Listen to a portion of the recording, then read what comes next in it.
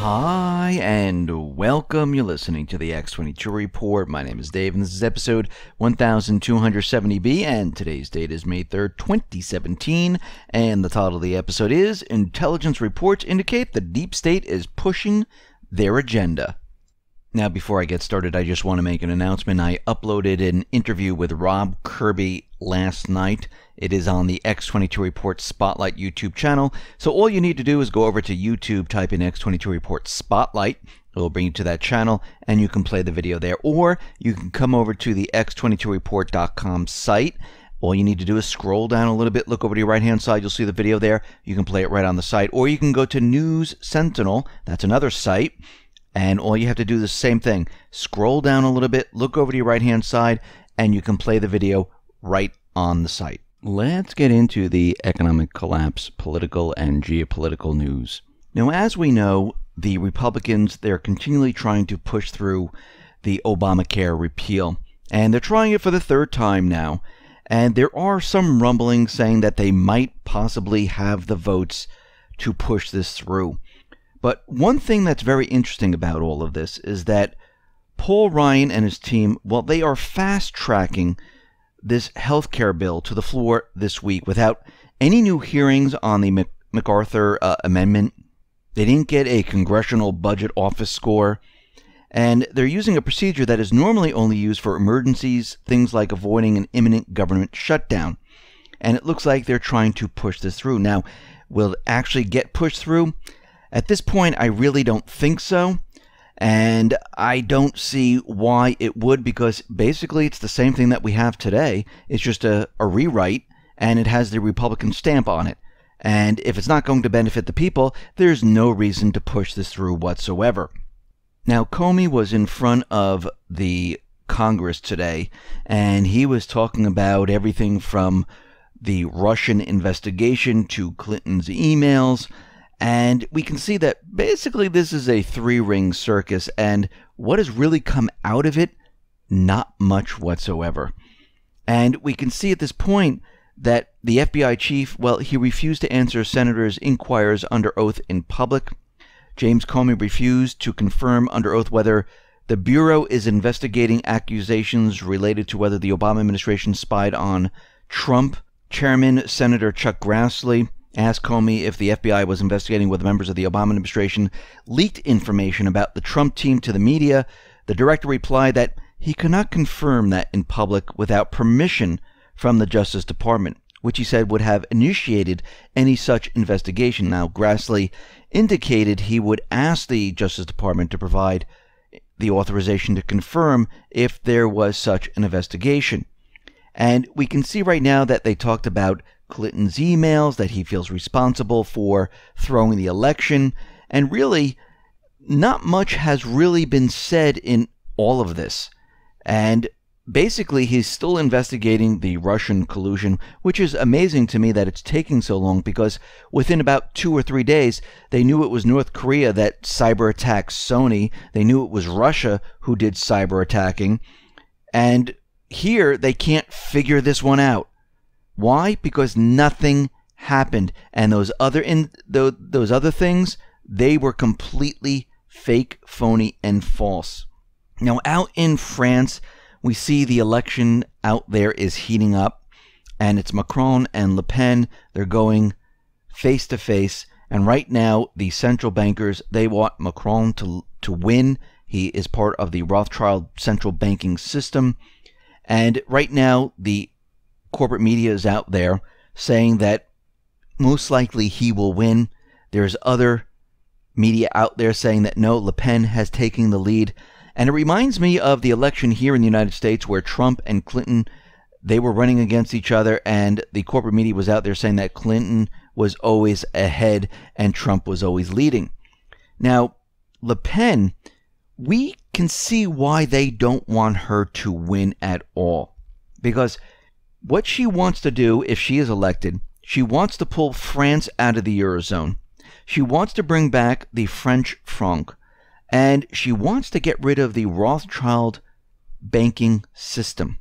She said, we need to control the currency to adjust it because the single currency is a burden. She said we will have a national currency like all other countries, and we will have a common currency together. And she went on to say that we need to control the currency and adapt it to the economy because today the single currency is a ball and chain.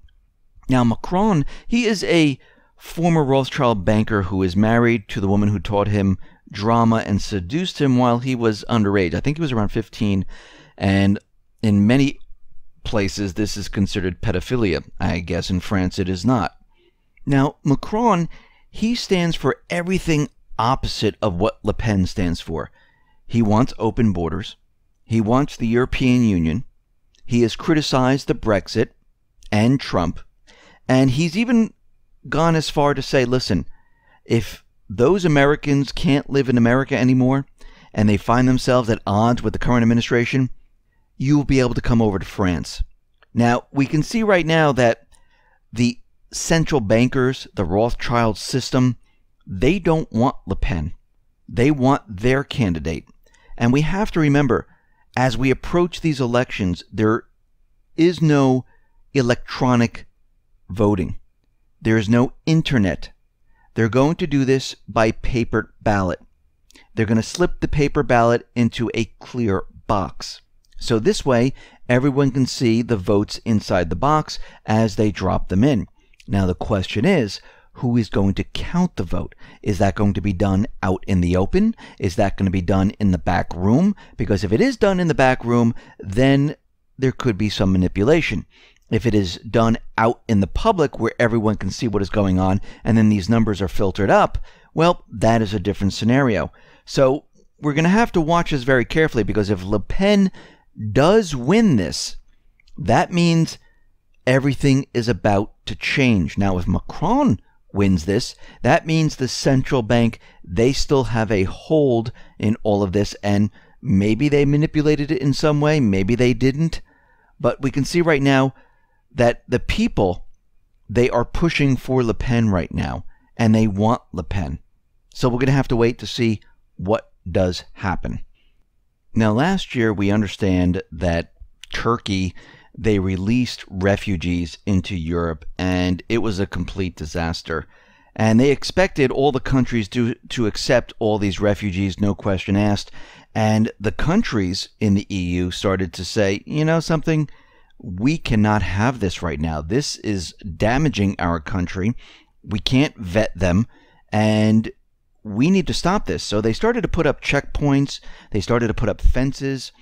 They started to protect their borders, and they all signed the agreement that they would abide by the Schengen, where they would have just open borders and everybody can come in and out, no big deal.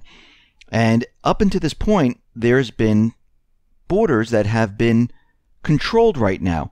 And Brussels right now, well, they are ordering the European countries to drop internal border checks, which were originally introduced during the migrant crisis.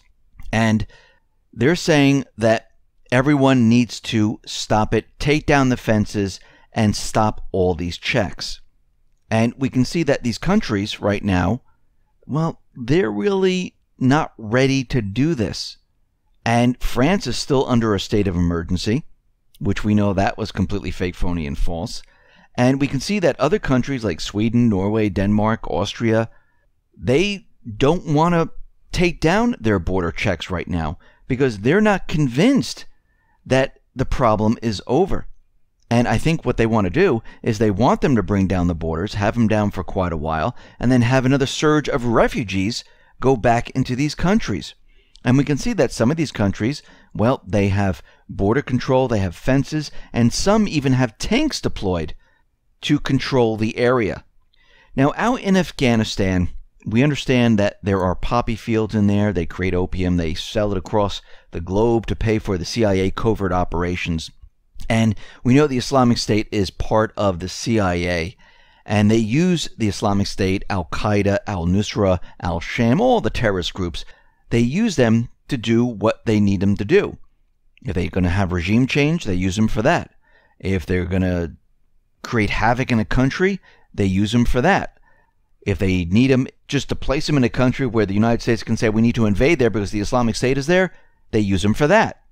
Well, here in Afghanistan, what they're doing is they're using the Islamic State to protect the poppy fields.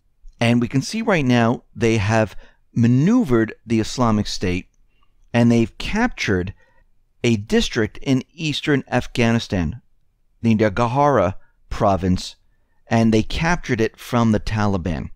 And this is a very opium-rich area, and they want to increase their production. Now, the United Nations Office on Drugs and Crime, they have estimated that the value of the opium and its heroin derivative produced in Afghanistan was nearly $3 billion in 2013, up from $2 billion in 2012, and by today's standards, this number is double this. So they make quite a bit of money off of this.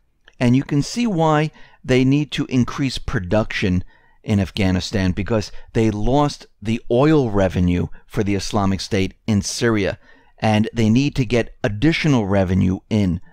Now, something very interesting in Afghanistan, which we've never heard before, not even in Syria, Iraq, or any other area, because during the Obama administration, all we ever heard was it's going to take years to get rid of the Islamic State. This is going to be an ongoing war. It's never going to end. We just can't get rid of them. They just keep expanding their land every time we bomb, and we drop tens of thousands of bombs.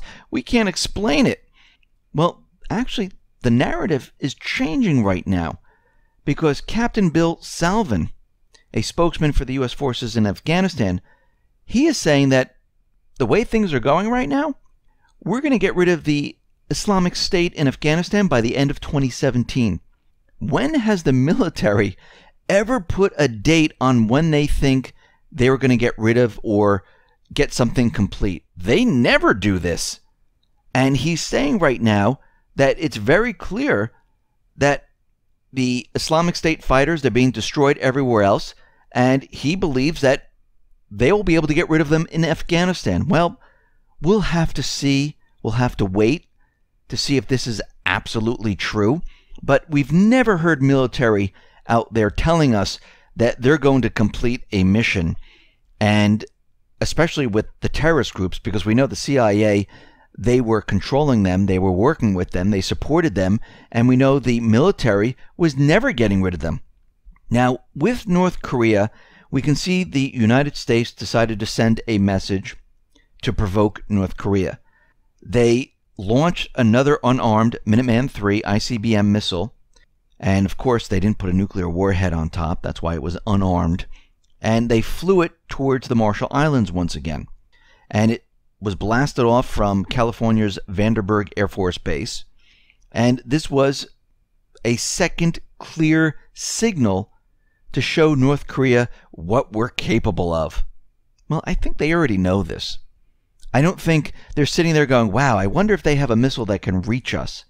They're surrounded by Russia, China, South Korea, where the United States has its military. They have no place to go.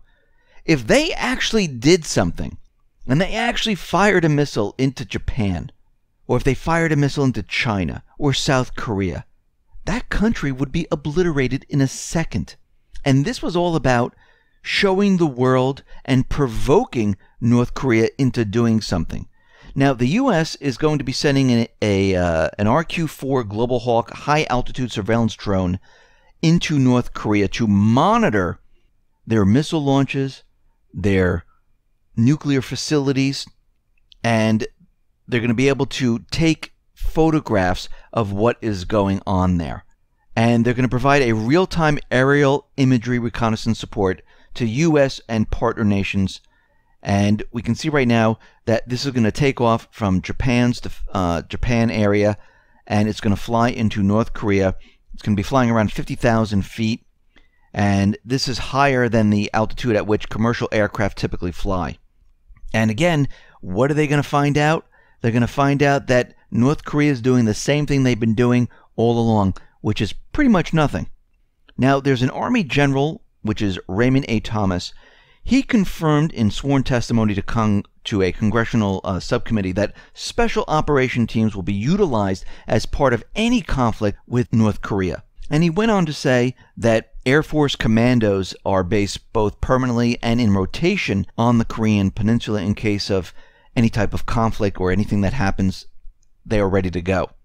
He said the special operations training and preparation is a war-fighting priority. He said there are currently around 8,000 special operation troops deployed in more than 80 countries, and he's saying that the SEALs and other commandos could be used first in a first strike to decapitate North Korean leadership at the onset of any military engagement. And what we're seeing here is that the deep state, they are prepared and ready to go into North Korea. They would love to go into North Korea, but nothing is happening. So what does this mean? It means they're going to push their agenda. It means they're going to try to make something happen. And while that's happening and the deep state is trying to get us into war, it looks like the Philippines and China, they are becoming closer and closer. Duterte was out there saying, listen, he is open to conducting military drills and exercises with the China's People's Liberation Army. We know that there are 2 ships that are docked in the Philippines right now, and we know that Trump has been contacting Duterte, contacting President Xi, and it looks like they are creating this plan in the background, a strategy within a strategy. Because with Duterte cozying up to China and Duterte bringing in the other Asian nations, he's just pretty much decapitated the deep state in the South China Sea, where they were talking about the right of navigation, how they continually provoke China. Well, that has completely died down. And now with President Xi still in contact with North Korea, even though there are corporate media reports out there saying that China is giving North Korea one last option. Well, the corporate media is part of the deep state, and the deep state wants war. And this is why we continually hear war talk. Am I saying that war is not going to break out? No, I'm not saying that whatsoever. I'm saying that the situation is trying to be calmed down, but the deep state, they don't want it to be calmed down. They want war. And this is why we hear these 2 sides happening at the same exact time. Now, as we know, the United States stepped away from Libya because Trump said we're not getting involved in Libya. And we can see right now that Russia is involved and other countries are involved. And it looks like Haftar and the Prime Minister, they're getting together and they are creating a presidential state council, as well as to hold the presidential and parliamentary elections in 6 months. Now, the new council will include the parliament speaker, the Prime Minister, and the head of the Libyan armed forces. And we can see right now that they're going to have elections. Now, are these going to be manipulated? Are they going to be controlled by the central bankers? We'll have to wait and see. Trump has already said we don't want to get involved in Libya. Why do we need to be there at all? Now, in the past, we would have the Secretary of State going into Libya talking about how they want it done, how no, it's the UN-backed government. That needs to be in control. But it looks like these 2 sides are coming together saying, you know what, let the people decide who's going to run this country. Now, Putin and Erdogan, they decided to lift restrictions on Russian grain supplies, and it looks like they are trying to remove all restrictions on what happened in the past where Turkey shot down a Russian jet, and they're trying to stabilize relations. And we see that Tillerson is out there saying that the United States and Russia, these 2 countries need to improve the relationship that is currently at its lowest point. He says the next area of priority is our re-engagement with Russia. Now, the deep state is not going to like this whatsoever because they don't want the United States and Russia getting closer, because Russia has to be the enemy. And this is going to be a huge problem. Now, we know that Trump and Putin, they had a phone conversation. And Trump right now is turning away from militarism and back towards cooperation. The fact that U.S. troops are now acting as a buffer to prevent Turkish forces from firing on Kurdish fighters in Syria is a sign that America has backed away from cooperation with Turkey in the war in Syria, where both Turkey and the United States and the war hawks, they wanted regime change in Syria. Russia is also on the border, maintaining control between Turkey and Syria, and we can see that Putin's goal is to create conditions to launch a resettlement process in Syria. It means that Russian Foreign Minister and the U.S. Secretary of State will promptly inform leaders about the progress achieved in this direction. Now, the situation on the Korean Peninsula was discussed in detail, and Putin called for restraint and to diffuse tensions in the area. Now, the rebels decided to back out of the Astana talks. They said, we're not going to be a part of it.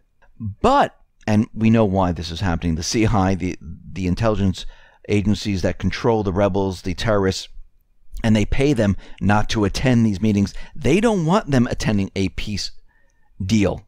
That goes against everything that they want.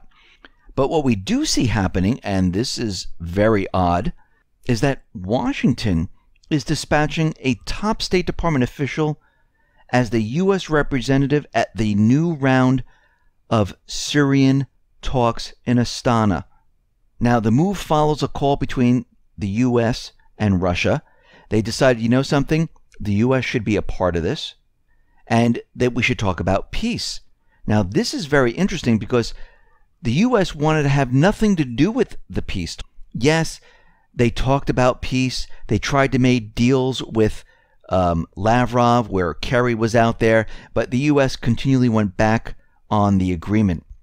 Now, a U.S. official is going to attend the meeting, and it looks like Trump is trying to create some type of cooperation between Syria, Russia, and the United States. So we're going to have to watch that very carefully. Now, the deep state, they don't want this to happen. And there are new reports and developments that are coming out of Syria, which could be signaling another false flag, another maybe chemical weapons attack. And we know that Putin way back said he had reports that the CIA, the Islamic State, the terrorist groups, the rebels, they're preparing another chemical attack, hoping that this would stop any further false flags. And what we're seeing right now is that the White Helmets, they are on the move right now. And sources are reporting that the White Helmets have moved into a town located near Idlib, and the group apparently entered the town accompanied by civilians, including children. And maybe this is another setup for some type of chemical weapons attack where it's going to be set up as a false flag, because we know the White Helmets, well, they're funded by the United States government central bankers. They're really not a humanitarian group that is trying to help the people of Syria. They're there to support the terrorist groups, create false flags, and give the illusion that they're really there helping out. And we can see right now that the deep state, they are basically pushing their agenda in many areas right now, and we can see some type of an event occurring maybe in the next couple of weeks. And this is something that we need to watch, because we understand that we have elections coming up in France, we have the peace talks coming up, and we know that they don't want any of these things to happen. They want it the way they want it to happen, where there's no peace and they have the candidate that they want. So we need to watch this entire situation, because it looks like they're ready to push their agenda forward. Listen, everyone, thanks a lot for listening. Be well, be safe, and especially be prepared. Thanks a lot.